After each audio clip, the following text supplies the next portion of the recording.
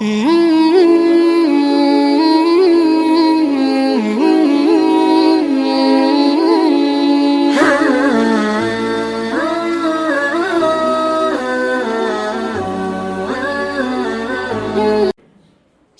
puasa itu, kata Nabi SAW, puasa itu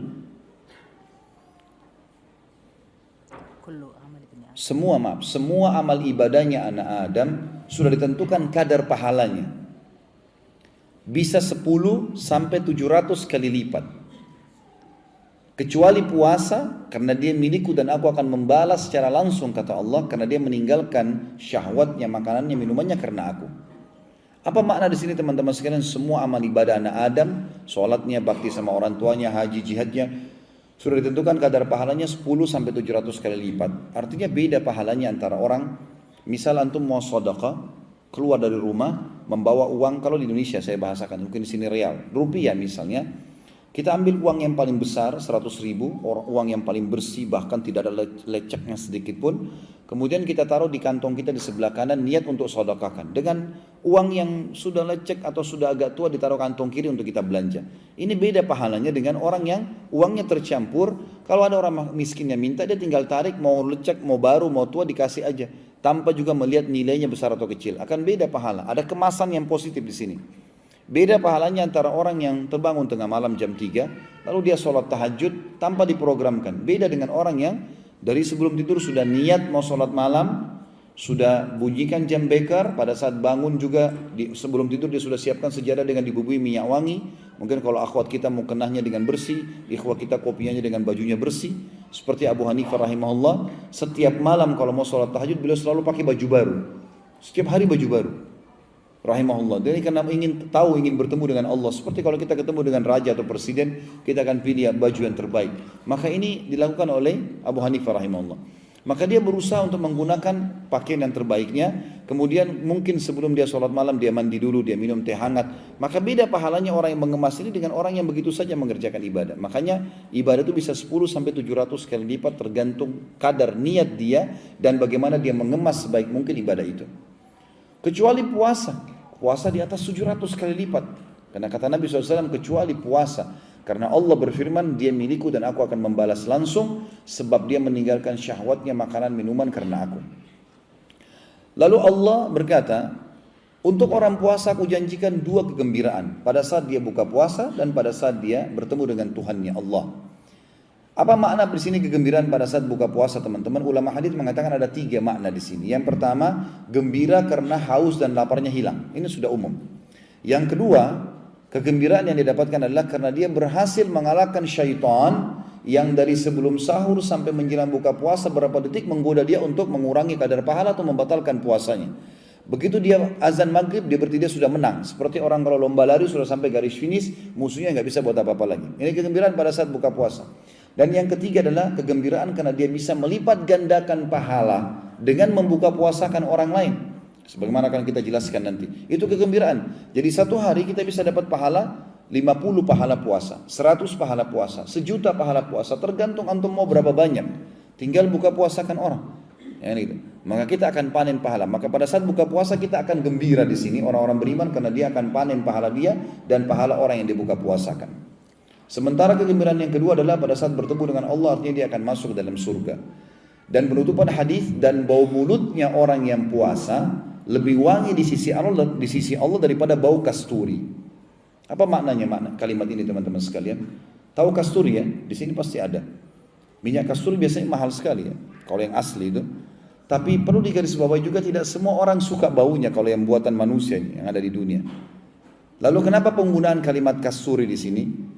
Jawabannya hampir mirip dengan di surah Ar-Rahman disebutkan di surga akan ada kurma, ada anggur, ada delima. Dalam surah Al-Waqiah ada pisang disebutkan.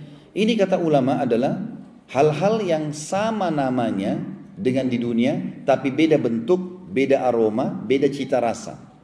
Jadi misal masalah kurma di surga, baginda Nabi SAW bersabda, sesungguhnya 1 butir kurma di surga, 1 butirnya seperti tempayan besarnya. tempayan tempat makanan yang besar, bisa 10 orang makan, satu butir kurma. Putihnya lebih putih daripada susu, manisnya lebih manis daripada madu, dan lembutnya lebih lembut daripada buih. Tidak akan pernah kita temukan di dunia ada kurma seperti ini. Warnanya putih, lebih putih dari susu. Yang kita tahu adalah coklat, hijau, merah. Tapi putih nggak akan pernah ada kurma putih. Dan rasanya lebih manis daripada madu dan lebih lembut daripada buih. Tapi seperti itulah. Makanya kata ulama yang disebutkan di surga adalah sama dari sisi nama dengan dunia, tapi beda dari sisi bentuk, aroma, dan cita rasa. Begitu juga dengan kasturi. Kasturi surga beda teman-teman sekalian dengan kasturi dunia. Banyak sering digunakan kalimat ini ya, seperti misalnya selain bau mulutnya orang yang puasa di sisi Allah lebih wangi dari bau kasturi, juga ada hadis tentang orang yang mati syahid. Yang kata Nabi SAW, orang yang mati syahid akan menetes darah dari lukanya dan mengeluarkan wangi lebih wangi dari bau kasturi atau sebagai semerbak kasturi, gitu kan. Maka kata para ulama ini adalah kasturi akhirat. Dan yang dimaksud dengan kalimat Nabi SAW, sesungguhnya bau mulutnya orang yang puasa di sisi Allah lebih wangi dari bau kasturi adalah ahli surga yang rutin puasa. Nanti kalau dia ngobrol dengan ahli surga yang lain dan di surga itu, mulutnya mengeluarkan bau kasturi yang wangi. Dan ini tidak berlaku bagi orang yang tidak puasa. Misal, ada orang meninggal tidak sempat puasa Ramadan. Mungkin kena kejahilan atau kena maksiatnya. Lalu dia masuk neraka dulu, dibersihkan dosanya, lalu dia masuk ke dalam surga. Nanti dia nggak dapat fasilitas itu.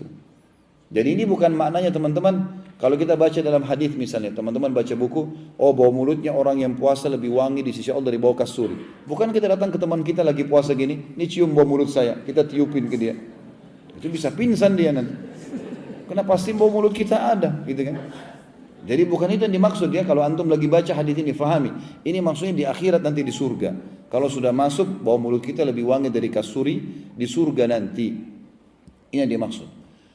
Orang puasa juga teman-teman sekalian kayak kita sekarang, ikuti 2 syarat mutlak yang sudah masyhur. Hadisnya saya yakin sudah sering didengar.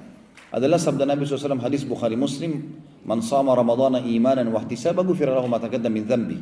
Untuk menambah ekstra yang kita bisa dapatkan lagi puasa, selain pahala yang lebih besar sampai 700 kali lipat mengalahkan ibadah-ibadah yang lain, juga kita bisa membersihkan semua dosa kita dengan puasa itu. Dan setiap hari ada pembersihan dosanya.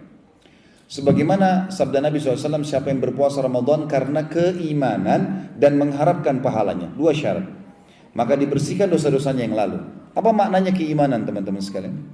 Keimanan artinya semua orang pun tidak puasa, saya tetap puasa.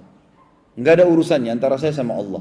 Itu makna keimanan. Jadi bukan puasa karena enggak enak sama teman, enggak enak sama atasan, enggak enak sama pasangan hidup, enggak enak sama lingkungan, enggak. Memang karena Allah, itu keimanan. Siapa yang berpuasa karena keimanan, yakin ini perintah Allah dan mengharapkan pahalanya, maka dibersihkan dosa-dosanya yang telah lalu. Puasa ini teman-teman harus diikutkan seluruh anggota tubuh kita puasa. Kalau tidak bisa sia-sia puasa kita. Mata harus puasa, telinga harus puasa, tangan puasa, kemaluan puasa, kaki puasa, semua puasa ini. Jadi bukan cuma perut saja dengan tenggorokan. Misal contoh sabda Nabi SAW dalam sebuah hadis sahih riwayat Bukhari, man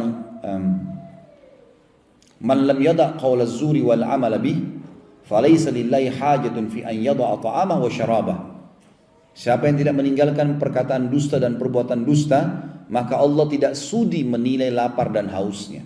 Jadi kalau puasa tapi masih dusta, batal puasanya. Amal-amal ini tidak boleh dilakukan.